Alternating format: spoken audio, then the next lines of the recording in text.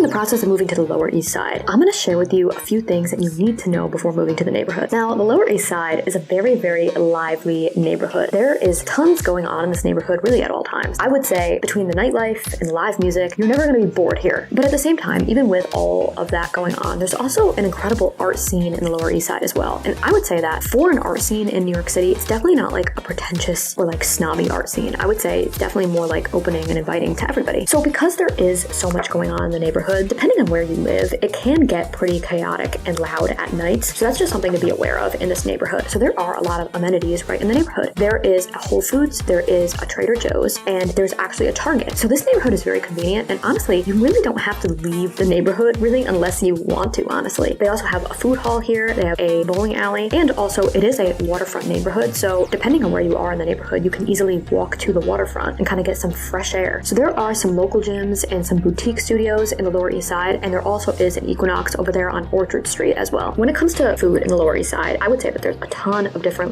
options from different ethnicities, which I love because that's what New York City is about, is really just trying food from all these different communities around the world. So you can definitely find pretty much all of that in the Lower East Side. So depending on where you live in the neighborhood, you might have to take some more obscure subway lines or do transfers to get to other neighborhoods in Manhattan. That is one thing to be aware of with the Lower East Side, because if you look at where the Lower East Side is on a map, it's not on the main subway lines in Manhattan for the most part. So that's just the one thing that you do have to be aware of, is map out where you need to go and how you're going to get there before making your move to the Lower East Side. So these are just a few things that you need to know before moving to the Lower East Side. If there's anything that I missed in this video or anything that you want to add, please share it in the comments, because as always, I love hearing from you guys.